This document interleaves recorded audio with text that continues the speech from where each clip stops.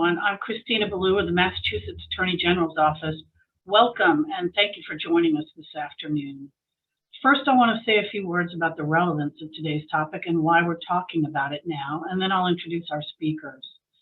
As many of you know, our office is the ratepayer advocate for Massachusetts utility customers, and as part of our duties, we advocate for customers at ISO New England and at the New England Power Pool. Accurate resource capacity accreditation is important both for reliability, as our speakers are going to explain, and also for cost reasons, because when resources are over-accredited, consumers are paying for capacity they haven't received. And as to the relevance of the topic now, ISO New England is embarking on a major project to develop improvements to its current accreditation processes in the forward capacity market. Its goal is to support a reliable, clean energy transition with methodologies that better and more accurately accredit resource contributions. So with that in mind, this webinar is intended to introduce you to capacity accreditation concepts and methodologies. And it's intended to be a companion to our report on Foundations of Resource Accreditation that was issued last Friday with the webinar reminder. I also want to flag for you that a second report with recommended options for New England will follow later this month, and we will distribute it to the attendees from today. Now let me tell you a little bit about our speakers. It's my pleasure to introduce Dr. Sam Newell and Mr. John Hyam of the Brattle Group, an international consulting firm. Many of you know Sam, but for those of you who don't, he has been consulting for over 23 years, and he leads Brattle's electricity group of over 50 consultants. He frequently provides testimony and expert reports to regional transmission organizations, FERC, state regulatory commissions, and the American Arbitration Association. John Hyam is a senior research analyst with Brattle, specializing in wholesale power market designs. He holds a bachelor's degree in mathematical economics from Colorado College. And with that, I'll turn it over to Sam and John, and we will get started.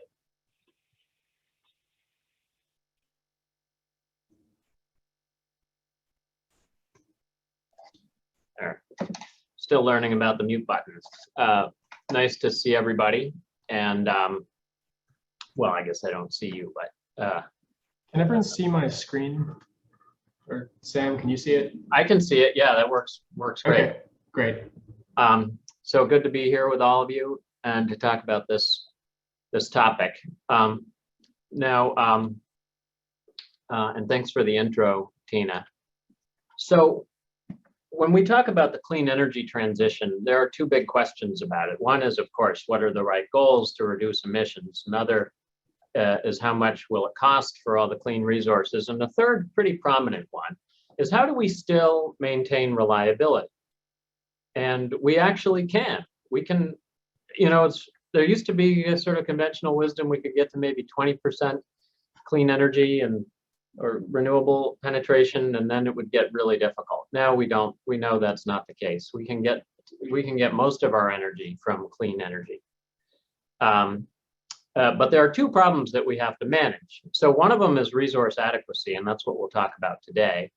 That is making sure that in spite of the variable wind and solar, there's always enough supply to meet demand, subject to the same old reliability standards we've had. The second one is operational and how to deal with the highly variable resources and how to have enough ramping capability for when the sun goes down or when the wind suddenly dies, when there's a weather front. And that's an operational problem. We're not talking about that one today. So if we could go to the, actually, before you go to the first slide, I would just want to say, that's the question, those two questions are front and center in work that we do all over the country and actually all over the world. New England is in a unique position where I think actually the primary short-term reliability question is more about fuel security. And there are many of the same questions surrounding that. So all these comments today are not only about the challenges of dealing with wind and solar, it's also dealing with a fleet that has increased reliance on just-in-time fuel that may not be there for many resources simultaneously in a cold snap. And a lot of the concepts we'll talk about apply to both. So we could go to go to the next slide. So I understand this is a fairly diverse audience, so I'm going to start with just a high-level overview of resource adequacy basics. We're going to talk about accreditation. That is just how much credit does every supply resource get for trying to meet a resource adequacy standard. So we're going to start with the basics of that concept. Then John will talk about ISO New England's current approach. Let's see, and then we'll talk about some, a broader set of accreditation approaches. If you could go to the next slide, please. Okay, so starting with the most basic concepts, if you look at the diagram in the lower right, and this very simple schematic of load, of demand for energy in green, and it varies seasonally. It also varies daily and hourly, but we're not showing that. And imagine that it's in a traditional system, and even still, that the peak load is highest in the summer. We want to always have enough supply to meet that. So you actually need a little more supply than what your peak load forecast is. And there are two reasons you need a little more supply than that. One is that the load itself varies, and that's indicated with the shaded part of the diagram on the green load curve.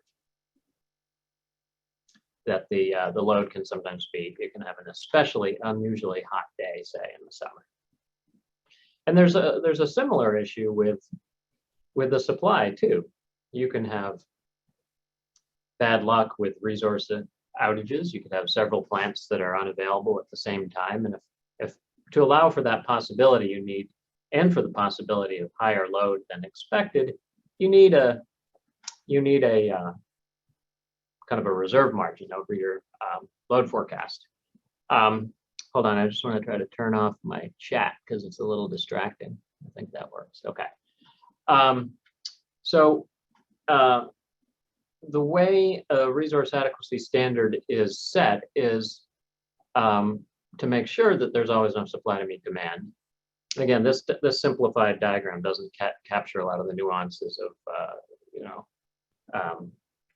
loss of gas supply in the winter, or highly variable wind or solar. This is just really simple. And this is how this problem's been traditionally thought of.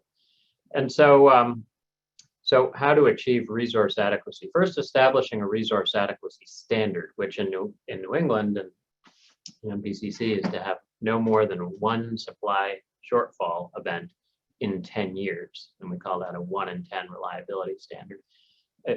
As we go through a big range of possible weather conditions and resource unavailabilities. How do we translate that kind of standard, like 1 in 10, to something more operational, like say a 13% reserve margin over forecast peak load, to do a lot of probabilistic modeling that starts with the current fleet and adjusts it, adds more supply or load, or takes away supply until the resource adequacy target is met. Because one output of that model that's simulating weather-driven load conditions and simulating resources unavailability patterns like random outages, and it does all these simulations, and it looks at over this full distribution of possibilities, how often was did load have to be shed? Hopefully no more than one event in 10 years. If it's less reliable than that, you add supply, and you add supply in the model until you see you're right at 1 in 10, that you're projecting a 1 in 10 reliability standard, and then you say, okay, the total amount of accredited supply divided by the peak load gives you a reserve margin. It might be something like, I think the latest in New England is for the net installed capacity requirement, I think is 1.13. Okay, so and then that's implemented through the forward capacity market. So that's the quick overview. And if you could go to the next slide, please. So the resource adequacy standard that we just talked about determines how much supply is needed. And then again, you need to accredit all the resources based on their capability. And accreditation is what we're going to talk about today. And accurate accreditation is necessary for I mean, it's sort of half the problem, right? Characterizing the supply. We just talked about the demand, how much supply we need for resource adequacy. The accreditation is looking at the supply side. It's half the equation. You need to get that right. And there are three reasons you need to get it right. One is so that when you've given a credit to every one of the resources and you add them up, you have to know, did you meet your standard? Did you meet your, the number of megawatts you need over the reserve margins? You have to verify adequate supply in aggregate. That's only one of the reasons. The other one with a little pink hexagon here is to signal reliability neutral resource substitutions and economically efficient investment. To do that, you need to make sure that every megawatt that's accredited provides the same value as a megawatt of from other resources or other types. That one is extremely important. So one reason it matters is when you do the study and you notice, yep, we'd be good with one, with a 13% reserve margin, say, and that's with the current fleet. But then that study is done in advance. If by the time you get to the delivery year, you may have substitute, through or capacity auctions, through the reconfiguration auctions, you may have substituted some types of capacity for others that were studied in the modeling. So you may be replacing some gas-fired resources with some oil-fired or vice versa. And it's important that if those substitutions occur, that they are a fair exchange, and you're still reliable. So, but probably even more important than that, more of the resource substitutions are happening over much longer timescales, over the investment time horizon.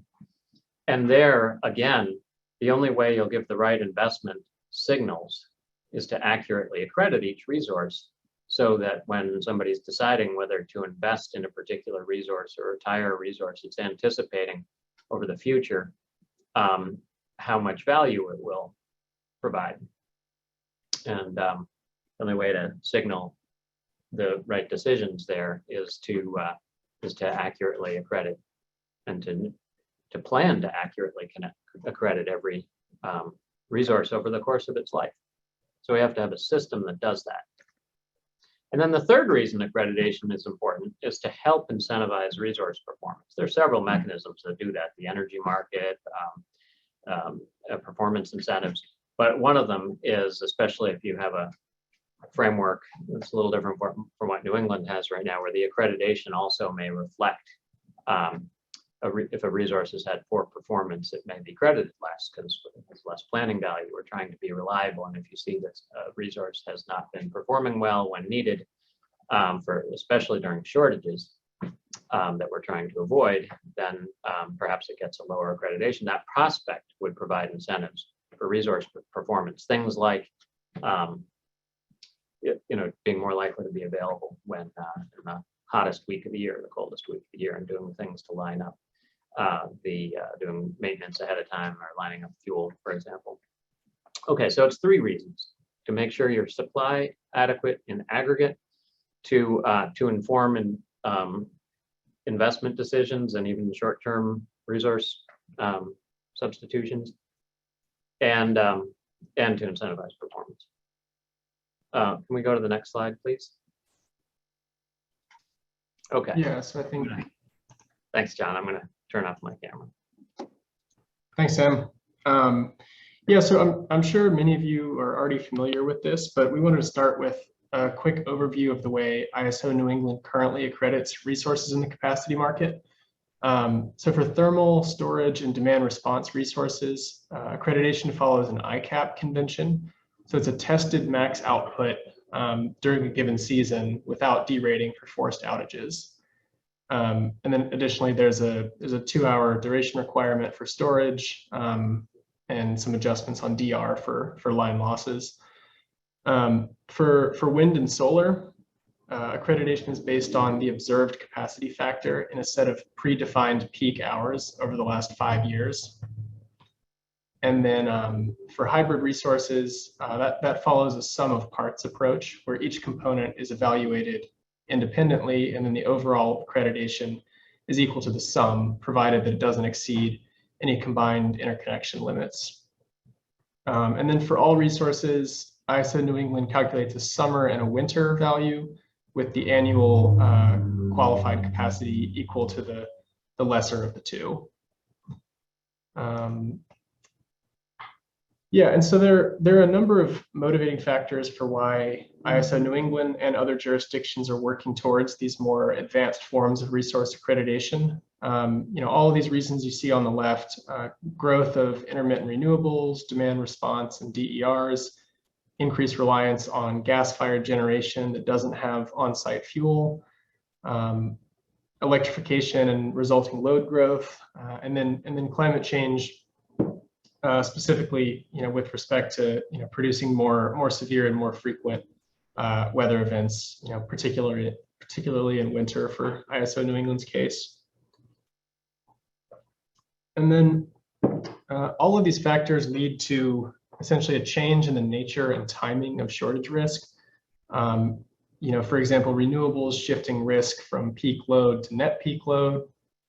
Non-firm gas resources potentially shifting risk from summer to winter peak when pipeline gas may be constrained.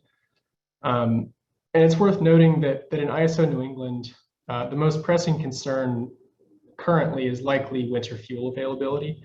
Though we know the region will be seeing a rapid expansion of renewable resources in the coming decades, at present, renewables still provide less than 5% of annual energy, whereas the winter reliability risk is very much immediate.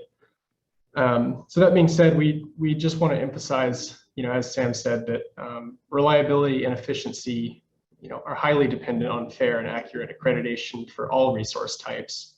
Yeah, and I mean to that point of reliability neutral exchange rate, it's impossible to achieve that unless you get the accreditation right for all resources. So implementing ELCC just for renewables, while you continue to use, if you were to continue to use an ICAP convention for thermal resources, wouldn't solve the problem and could potentially exacerbate, certain reliability risks. Yeah, so next, I wanted to talk a little bit about, just at a high level, about the nature of different technologies to highlight the accreditation challenges associated with each resource type. So the nature of wind and solar resources is twofold, that they're weather driven and correlated among like resources. So, for example, solar being correlated with other solar resources. The weather driven aspect means that it's important to consider weather conditions across many years. If you were to just look at historical performance in the last, say, 3 to 5 years, you could be blind to any weather patterns that haven't occurred in those years. So if there were a relatively extreme weather pattern that could realistically occur in the future, but just hasn't manifested in the last few years, you want to be aware of that and accredit resources accordingly. Or the corollary of that is, if that extreme weather pattern only occurs every 20 years, but it just happened to show up in the last few years, you may be overestimating the likelihood of that happening and thereby undercrediting renewables. That renewables are correlated means that they have a marginal reliability contribution that declines with penetration. So if you look at the example on the top right, which we used CAISO data for this just to illustrate a system that already has significant solar penetration. In this example, you can see that solar generates a lot of energy in the late afternoon at the time of the gross peak load. That's the kind of light blue, the peak of that curve. And And because of that solar generation, the net peak load ends up shifting from the late afternoon into the evening when solar is not generating.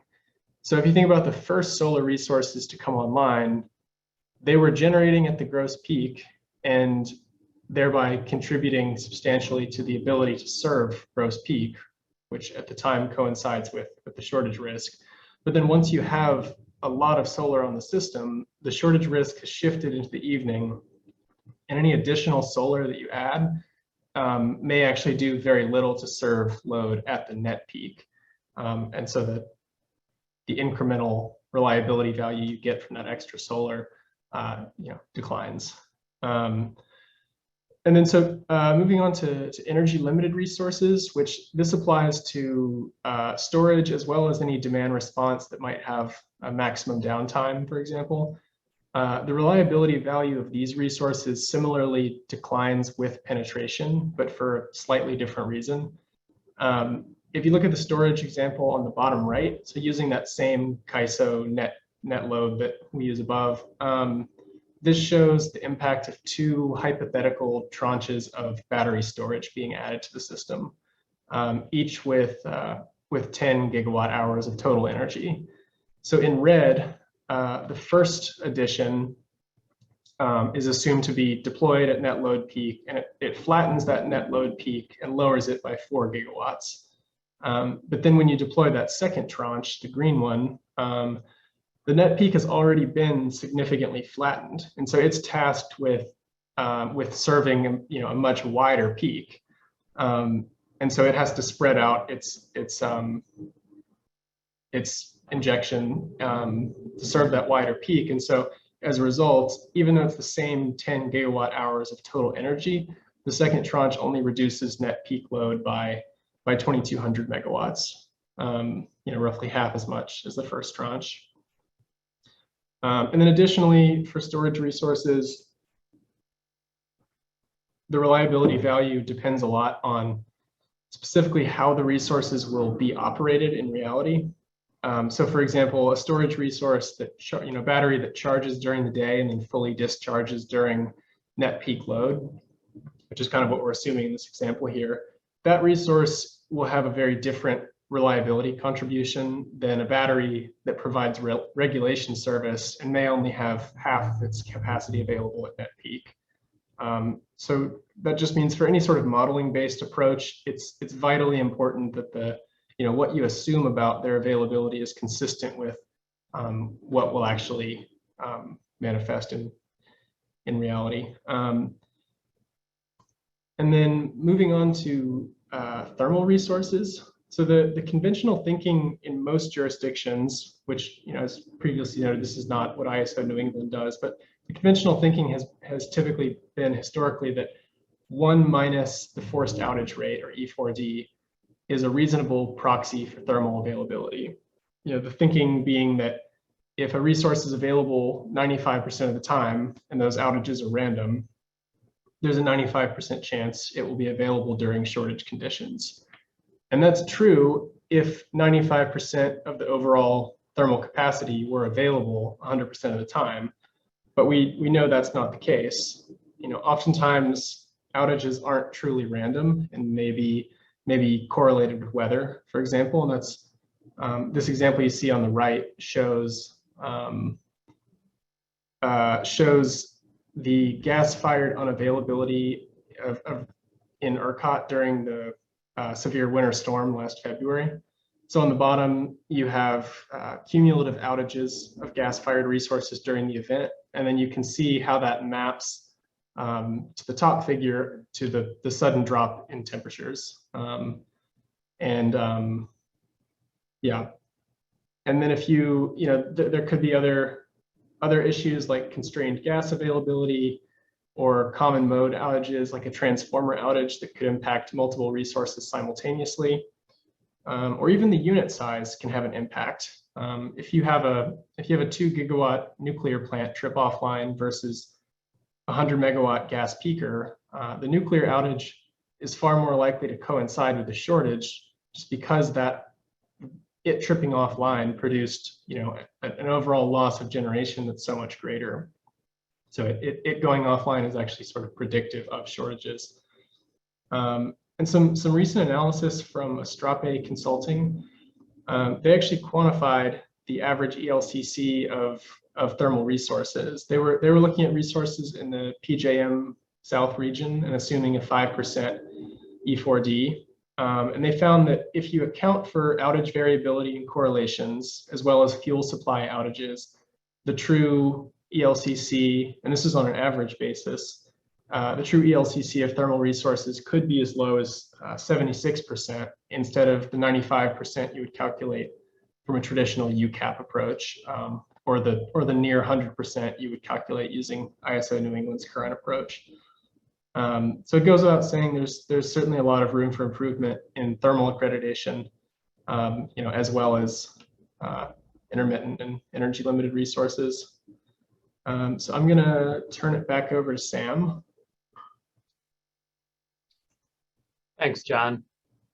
Before you do that, if you go back just a couple slides, I just want to clean up one thing. So one more. Thanks. With the storage on the lower right, the tricky thing is this assumes optimal scheduling. That the management of the charge state is perfect. And it's also coordinated over the fleet of storage resources to perfectly flatten the peak, and that's optimistic. I want to be clear that the point about providing ancillaries does not reduce the amount of capacity that such as regulation does not reduce the amount of capacity a resource can provide. For batteries providing regulation, then a thermal resource can provide less and it's providing its full capacity. All those are ways of providing capacity, energy, and ancillaries. But the idea of perfect foresight and perfect coordination is a bit optimistic. And if you find ways to account for that, you might derate the resources even a bit more. Most methods don't currently. But if we can move on 2 more slides. Actually 3, 1, 2, there, thanks. Okay, so there's a key concept here that you often hear about: effective load carrying capability. And that expresses a resource's contribution to the reliability objective in terms of megawatts, equivalent megawatts of a perfect capacity resource. And it's calculating using simulations that are probabilistic, looking at a big range of weather conditions and unit outages. Actually, this ideally using the same tool that was used to determine the resource adequacy requirement. So that's how effective load carrying capability is defined, and I won't go into all the steps of the study to figure out how many megawatts of a take away a resource, add resource, to figure out how much of a perfect resource that's always available it's a given resource is equivalent to. I also won't go into there's been a lot of discussion in New England about using instead marginal reliability impact. That's fine. They're a similar idea.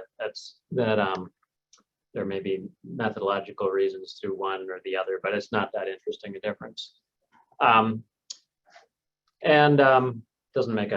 It's not going to make a fundamental difference to how resources are accredited. So I'm going to here just be talking about in general with any of those methods that are based on probabilistic modeling of how good a resource that has certain unavailability patterns, how many perfect megawatts is equivalent to. What I'm going to say applies to ELCC or marginal reliability impact as well. Okay, so many resource types have diminishing marginal reliability contribution as penetration increases. In particular, those whose unavailability is correlated. So the perfect example is what John just showed you a minute ago. The first solar resource that you add helps meet the winter. Sorry, it helps a lot meet the gross peak load in the summer afternoon. By the time you add lots of solar, like California has done, the middle of the day is easy. The highest load and the highest risk has shifted to the evening as the sun goes down or after, because the sun goes down for all the solar resources at once. similarly, if all the gas-fired fleet is subject to the same fuel constraints, that is, plants that don't have backup or enough backup fuel, those tend to all go down at the same time.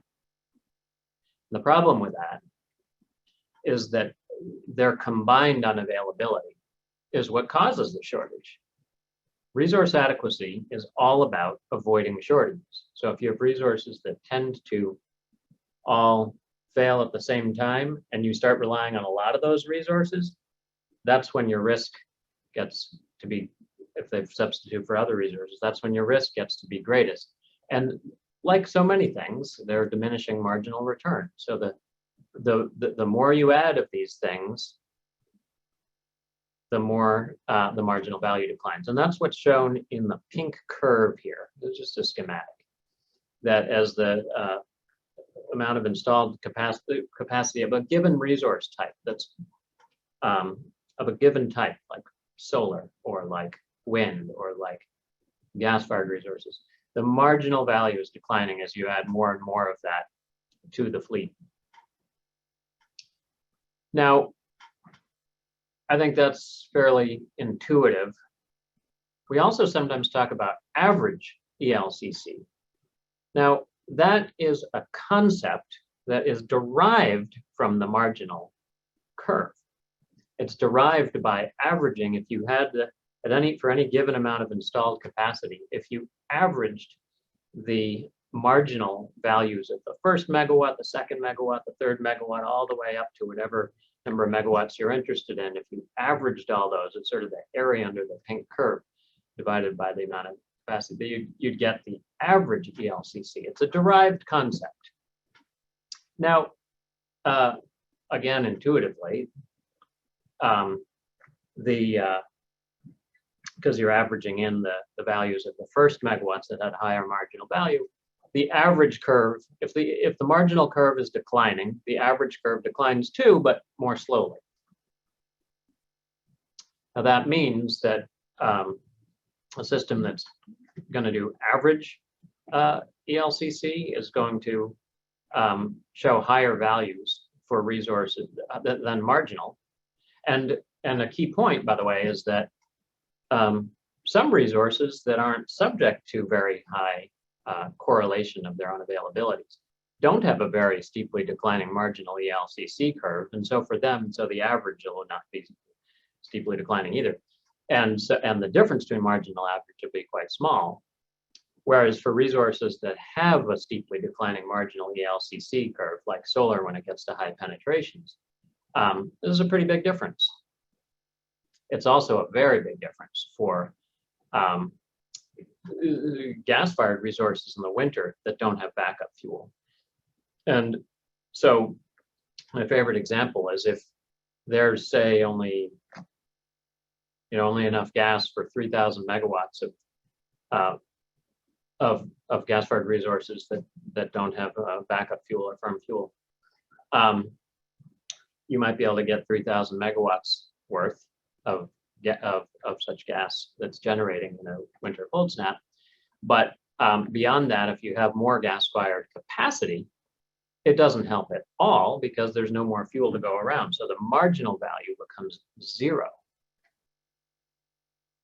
And yet, if you gave them an average accreditation that, well, on average, some of the gas-fired plants like you are providing value, you'd have this misleading idea that maybe it provides,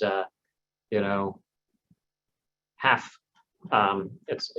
When the value is actually zero, and imagine all your risk is then, and a gas-fired shouldn't get any credit. But you might then, if you gave it a half credit, you'd say, oh, well, not bad. Then maybe I can keep add more gas-fired resources, or keep more gas-fired resources and retire an oil-fired resource with 2 weeks of backup fuel, or a nuclear plant. That would be a terrible trade. And that's what could happen with average ELCC. So there's this big raging debate about marginal versus average accreditation. PJM is doing average accreditation, the Market Monitor, and ISO New England and New York ISO said that they would do marginal And there's a lot of debate about that. And I think that one of the most helpful ways of thinking about that is that it is actually, for a given fleet, it is only the marginal ELCC that provides a reliability neutral exchange rate for substitutions on the margin. That is, for example, should we keep a gas-fired resource and lose an oil-fired resource, for example?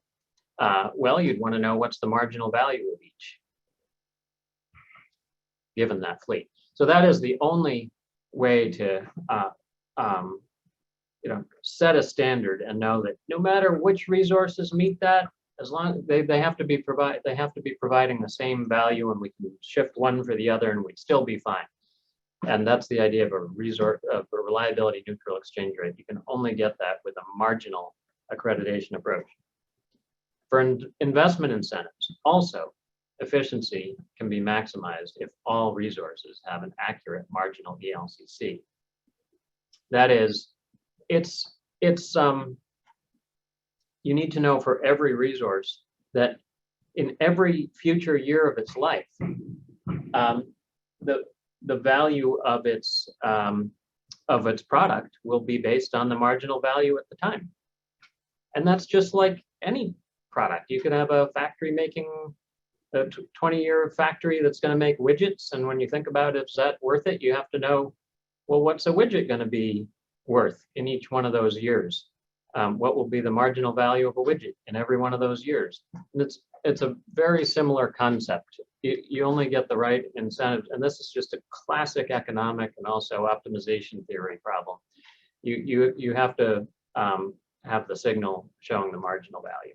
And by the way, I will also point out, we often talk about capacity markets as wanting to approximate an energy-only market ideal, where shortage would be recognized in times of scarcity, the price would get very, very high. And let's put aside that, that approach turned out to be disappointing in ERCOT in 2021 of having only an energy market. And even they are asking, well, maybe we want to have a resource adequacy construct, because they're energy only. We want to have a resource adequacy construct where we can look at the fleet and know that we're comfortable going into the next season, that we're adequate. You want to look at the resources and see that they accredit them and see that you have enough. So they're considering that right now. But let's just put that aside. We often talk about resource adequacy constructs as wanting to approximate an energy-only market ideal. An energy-only market does only reward marginal value. So just for example, there's some pushback because solar people who built the solar say, but wait a minute, I did help with that meet the gross peak. Okay, that's true. But if there's a lot of solar, and there tends to be a lot of solar because its net cost has come down, net of the technology advancement, net of the value we put on its externality avoidance, and when the cost has come down so much, we may go further on that curve and install more, such that the afternoon peak is easy. That's not where the risk is anymore. And well, anyway, in an energy-only market too, they pay a very low price in the afternoon. Too bad that somebody thinks they were the first megawatt. They're not getting that on the in the the afternoon. The price might rise as the sun goes down in the evening. That's how it works. So anybody who is advocating for average ELCC, I think, needs to explain how, for the first time, we're suggesting something that radically departs from what we've always said is the energy-only market ideal that the resource adequacy construct is attempting to emulate.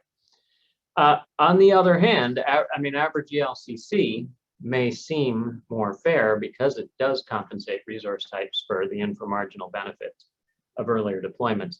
Again, I think that is something that people struggle with. I think but if it were up to me, I think the first two reasons that tilt in favor of a marginal approach sort of dominate.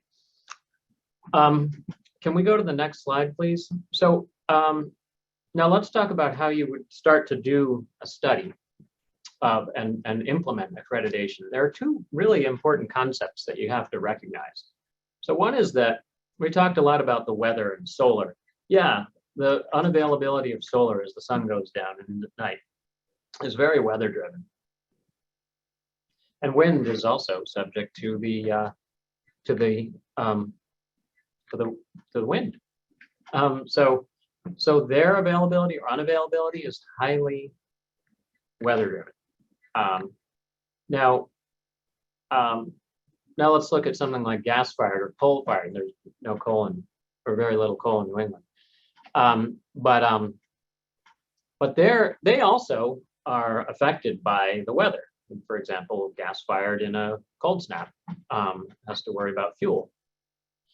But so much of their availability is driven by factors that are under management control. So, for example, a gas-fired resource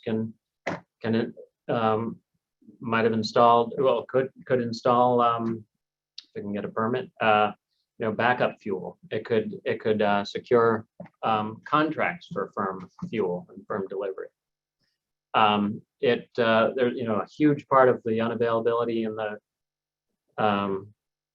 even in ERCOT last year, and in the polar vortex in 2014 here, it wasn't just about fuel availability. It was about for gas, pipeline gas, and for coal, frozen coal piles. There's also winterized plants. The plants here are a lot better winterized than in ERCOT. But those kinds of things,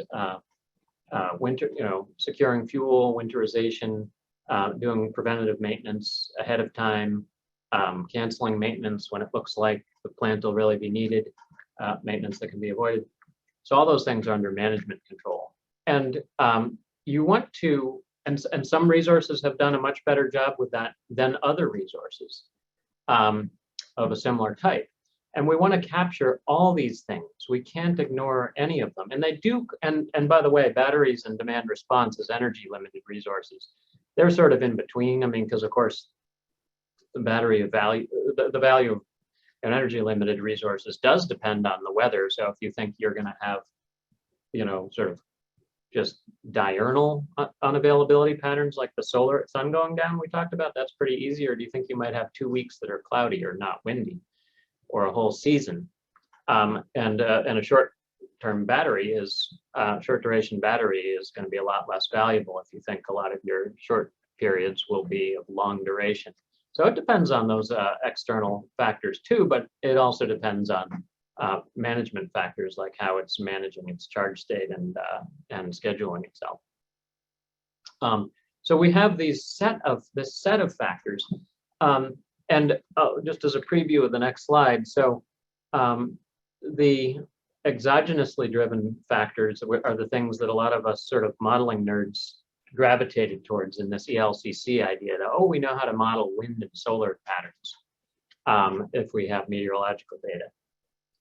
And but that's sort of the easier part. The other dimension here also needs to be captured, and it's there are two ways you can capture that. So some are observable, like does a plant have backup fuel? Does it have 1 day or 2 weeks or 0? Those are observable and could be incorporated into modeling. Other aspects aren't.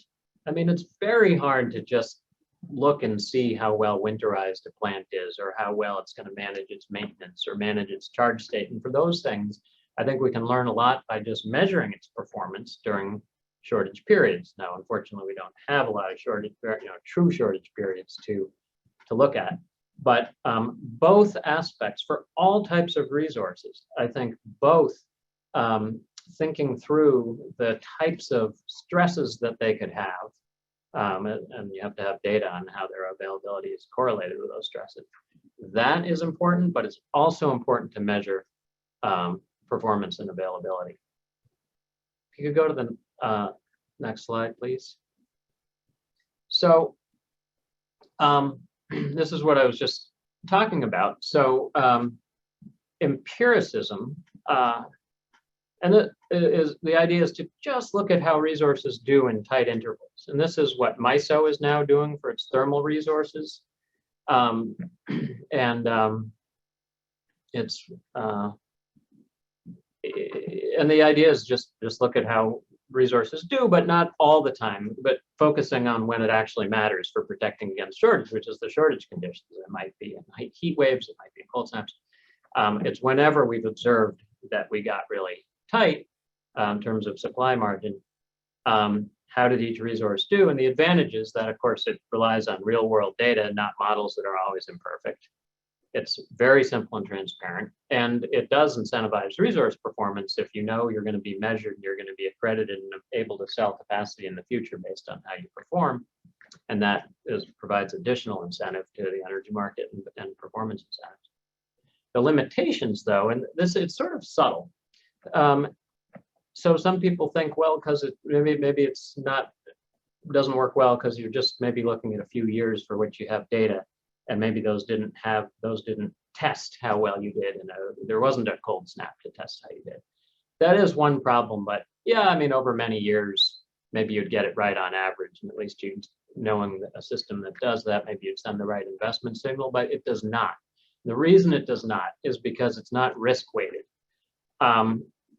It does not, if you're just looking at the performance in a handful of hours, I mean, put aside that it's not the full distribution, put aside that there's probably not a really good way to know, well, you can sort of come up with ways to say those top 5 hours mattered the most.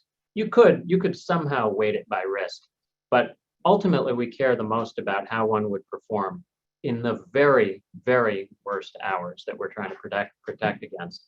And most of the approaches here are not going to be appropriately risk weighted.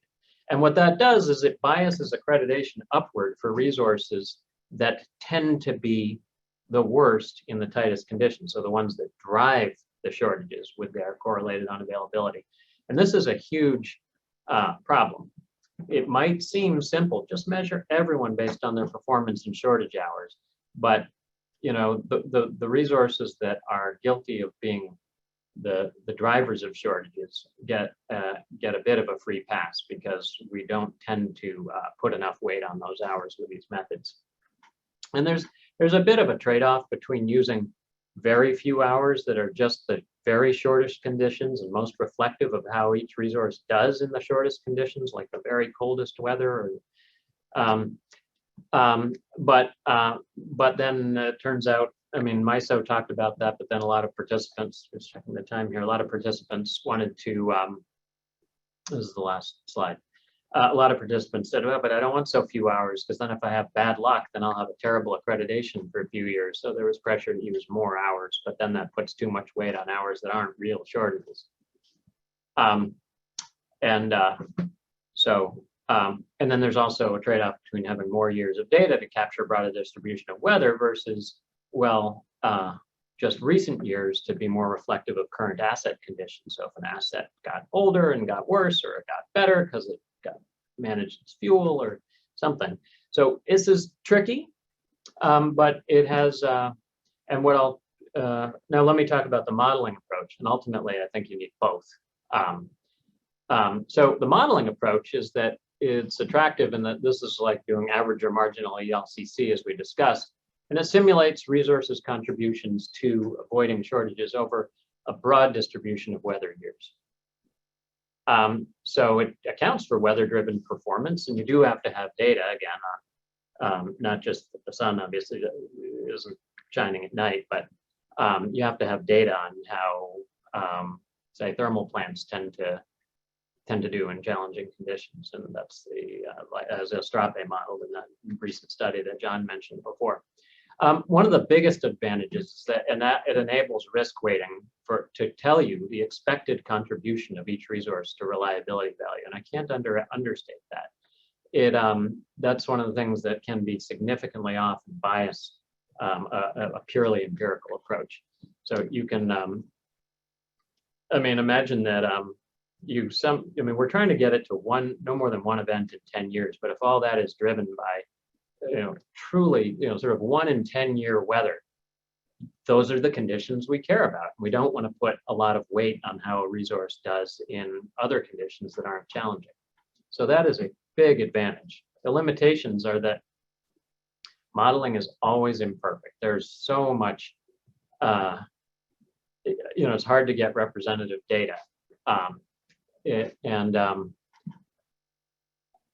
I think that's a longer discussion, best practice. I think it's important to model the equivalent of many, many weather years and how both load, what our current system would, what our load would be under all those weather conditions, and contemporaneously how wind and solar would do and how thermal resources would perform all at the same time. And having that, modeling many weather years is really helpful to capture all that. And there are a lot of ways if you're using actual historical weather to even backcast and validate a lot of aspects of the model. But it's very, anybody who's dug into these things knows you can get pretty different results over a range of reasonable assumptions and approaches. By the way, even for setting NICR too, and we've gotten used to that, but there are a lot of judgments. And now there's a lot of money on each resource, and people will also get very exercised over how the assumptions affect them. So ultimately, and this is my last point, I think we need both. We need so for example, PJM, I don't quite agree with doing average ELCC that they're doing, but they do for a class. They do average. I mean, I would do it with marginal, but they have modeling to inform with weather conditions how a resource class contributes to reliability. But then they multiply it by a factor. Well, this is a good thing, that they multiply it by a factor that expresses an individual resource's performance. And they do that, and it's kind of clever. They do it by looking at the tightest couple hundred hours over the past 10 years, no matter what year those hours occurred in. And that tends to do a pretty good job of putting weight only on the very, very tightest hours. So basically, I think for every type of resource, so for example, for every type of resource, I think you can have a modeling factor and an empirical factor, and we've put a lot more fair amount of thought into how you can do that, and our report describes some of that.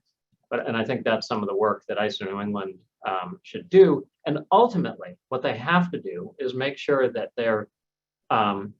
what it results in is that even though some types of resources are more weather driven, some more management driven, but all have both, that for every resource type, they're applying the same principles such that you do end up with a reliability neutral exchange rate among resources.